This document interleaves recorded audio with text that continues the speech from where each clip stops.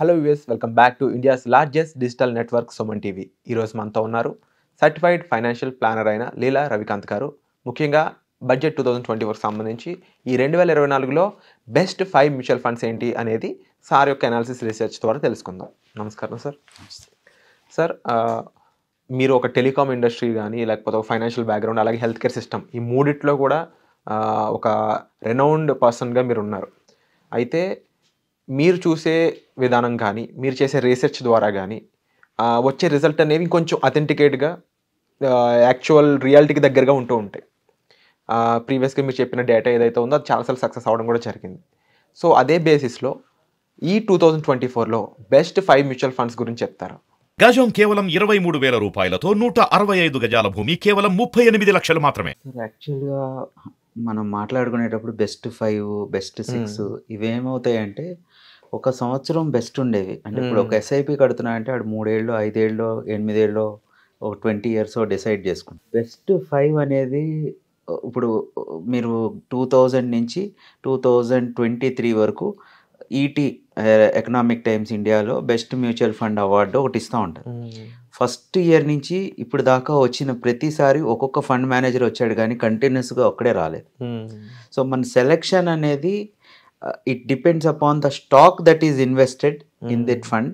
At the same time మనకి ఏం కావాలి అనుకుంటున్నాం అంటే ఇప్పుడు జనరల్ ఎకనామిక్స్ తీసుకుని జనరల్ సెంటిమెంట్ తీసుకుని మనం ఎలా గ్రో అవుతున్నాము కూడా చూసుకుంటా మ్యూచువల్ ఫండ్ సెలెక్ట్ చేసుకోవాలి.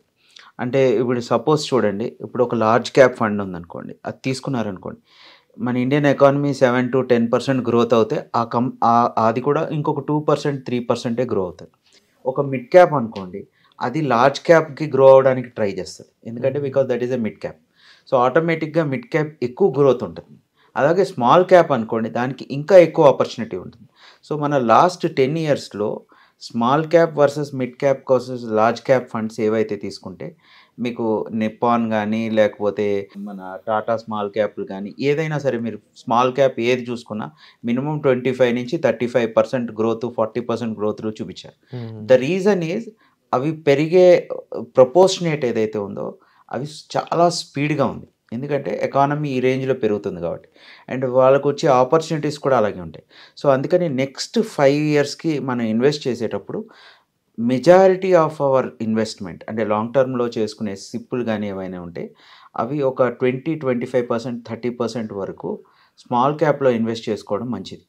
The reason is simple, because the growth will be more. అంటే పట్టం కూడా అదే పడుతుంది అనేది ఒక సెంటిమెంట్ ఉంటుంది, but at the same time ఎక్కువ రిస్క్ ఎస్ఐపిలో తీసుకునేవాడు 5 years 6 years తీసుకుంటాడు, కానీ 1 year 2 yearలో ఎస్ఐపీలు చేసేవాళ్ళు తక్కువ ఉంటారు.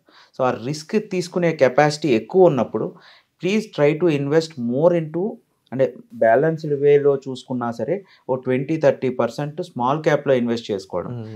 Especially Tata small cap fund, Nippon small cap fund, ఇట్లాంటి 2 స్మాల్ క్యాప్ ఫండ్, ఎందుకంటే దాంట్లో ఉన్న స్టాక్స్ మనం మెజర్ చేసుకుంటే కనుక బిఏఎస్ఎఫ్ కానీ లేకపోతే రేడికో క్యాథాన్ కానీ గుజరాత్ పిపావో కానీ ఇట్లాంటివి ఏవైతే స్టాక్స్ ఉన్నాయో టాటా స్మాల్ క్యాప్ ఫండ్లో, అండ్ నిప్పాన్లో అయితే కనుక tube investment, HDFC, Apar, BHEL, Voltas ఇట్లాంటి కంపెనీస్ ఏవైతే ఉన్నాయో దానికి గ్రోత్ ఫ్యాక్టర్ ఏదైతే ఉందో నార్మల్ కన్నా ఎక్కువ పర్సంటేజ్ ఉంది.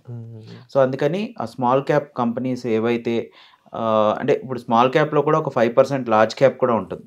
సో ఆ పర్సంటేజ్ని చూసుకుంటే కనుక వాళ్ళు పెట్టే హెచ్డిఎఫ్సి బ్యాంకులు అవి కూడా ఉన్నాయి కాబట్టి అవి ఇప్పుడు హెచ్డిఎఫ్సి బాగా పడింది 6-7 months. సో నెక్స్ట్ 2-3 yearsలో they will try to rebound.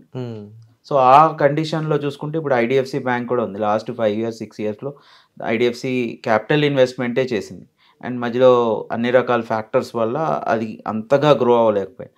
So ఇప్పుడు ఆ బ్యాంక్ ఉన్న స్టాక్స్ కానీ ఏదైనా సెలెక్ట్ చేసుకుని మ్యూచువల్ ఫండ్ సెలెక్ట్ చేసుకుంటే, అంటే లార్జ్ క్యాప్లో అలా బ్యాలెన్స్ చేసుకుని సెలెక్ట్ చేసుకుంటే కనుక నాకున్న క్యాలిక్యులేషన్ ప్రకారం అయితే Tata small cap, Nippon small cap invest చేసుకోవాలి. అలాగే మిడ్ క్యాప్, నెక్స్ట్ లెవెల్లో మిడ్ క్యాప్, కాంట్ ఈ మధ్యన అందరూ చెప్తున్నారు కాబట్టి కాంట్ మిడ్ క్యాప్లో కూడా చాలా బ్యాలెన్స్డ్గా ఇన్వెస్ట్ చేస్తున్నారు, and it is also a good company. Good companies అందులో ఉన్నవన్నీ కూడా మంచి కంపెనీసే ఉన్నాయి. ఆర్ఐఎల్ కానీ, అరబిందో కానీ, ఎన్ఎండిసి కానీ, Adani power, PNB, Tata consumer, ఇట్లాంటివి, బిహెచ్ఈఎల్ అన్నీ మంచి స్ట్రాటజికల్గా నెక్స్ట్ 5 years మనం ఇందాకనే కిందటి ఎపిసోడ్లో కానీ అట్లా మాట్లాడుకున్న రోడ్డు, ఇన్ఫ్రాస్ట్రక్చరు, పవర్ ఏవైతే ఉన్నాయో అవన్నీ బ్యాలెన్స్ చేసుకుంటూ వస్తున్న కంపెనీస్ అయితే క్వాంట్లో ఉన్నాయి. అండ్ తర్వాత వచ్చేసి ఐసిఐసిఐ అంటే లార్జ్ క్యాప్లో చూసుకుంటే కనుక మనం ప్రుడెన్స్ బ్లూ చిప్ కంపెనీ. ఎందుకంటే బ్లూ చిప్స్ ఆల్వేస్ మన కింద పడిపోకుండా బ్యాలెన్స్ చేస్తుంది మన పోర్ట్ఫోలియోని. అంటే ఇప్పుడు స్మాల్ క్యాప్ పడిపోయి మిడ్ క్యాప్ పడిపోయినా బ్యాలెన్సింగ్ ఫ్యాక్టర్స్ని కూడా చేసుకునేటప్పుడు మనం నిఫ్టీ అండ్ బ్లూ చిప్ కంపెనీస్ని తీసుకోవాలి. కాబట్టి ICICI blue chip company and DSP Nifty 50 companies. అంటే డిఎస్సి నిఫ్టీ 50 అనే ఎందుకు అంటున్నామంటే ఆ కంపెనీ తీసుకున్న కంపారిజన్ విత్ నిఫ్టీ రిటర్న్స్, ఈ డిఎస్పి నిఫ్టీ రిటర్న్స్ ఏవైతే ఉన్నాయో అవి బెటర్ పెర్ఫార్మెన్స్ ఉంది నిఫ్టీ కన్నా. ఎందుకంటే ఆ మిక్స్ అండ్ మ్యాచ్ ఏవైతే ఉన్నాయో అది ప్రపోజినేషన్ బాగా కరెక్ట్గా తీసుకుంటున్నారు వాళ్ళు.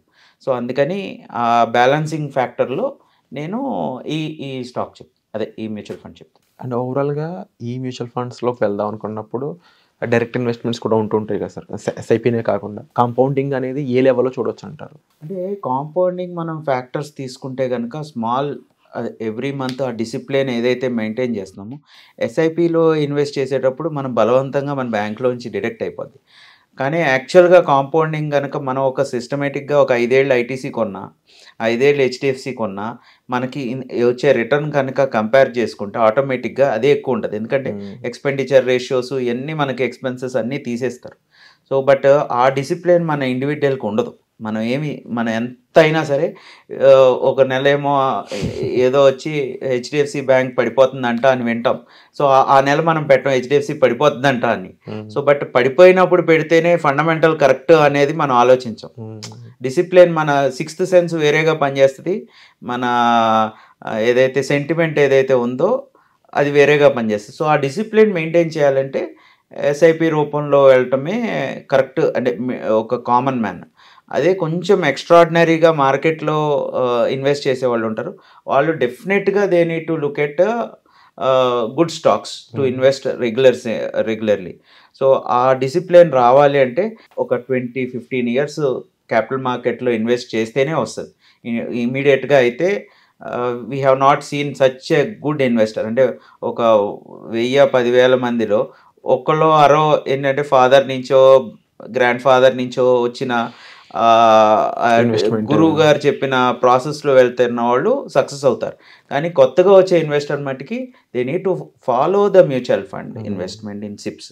అంటే సిప్లో పెట్టాం కదా అని మర్చిపోతారు. అంటే జస్ట్ దాన్ని లైట్ తీసుకుంటారు. కానీ ఆ సిప్లో ఏ స్టాక్ ఎప్పుడు మూవ్ అవుతుంది, సో ఆ సిప్లో ఆ కంపెనీలు ఏమేమి ఉన్నాయి అని చూసేవాడు 1000లో ఒక్కడు కూడా ఉండడు. ఇప్పుడు మంత్లీ ఫండ్ బుక్ వస్తుంది మనకి, రివ్యూ బుక్ వస్తుంది. ఈ ఫండ్ ఇంత స్టాక్, ఈ స్టాక్ అమ్మారు, ఈ స్టాక్ కొన్నారు, అవన్నీ లాజిక్స్ అందులో క్లియర్గా వాళ్ళు ఫండ్ మేనేజర్ డిస్క్రిప్షన్ ఇస్తారు. కానీ ఆ బుక్ చదివే వాళ్ళు ఎంతమంది, ఆ మెయిల్ చదివే వాళ్ళు ఎంతమంది అనేది 0. సో అప్పుడే కరెక్ట్గా ఇన్వెస్టర్కి వాల్యూ వస్తుంది.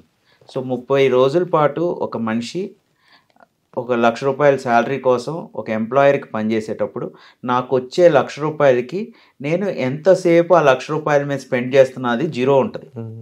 నేను ఆడికి పని చేస్తున్నా, మ్యూచువల్ ఫండ్ వాడికి డబ్బులు ఇస్తున్నాను అని అనుకుంటారు. కానీ నీ డబ్బులు ₹1,00,000 2,00,000 ఎప్పుడు అవుతాయి అనేది ఆలోచించి ఇన్వెస్ట్ చేసేవాడు 0 ఉంటారు. Wonderful sir.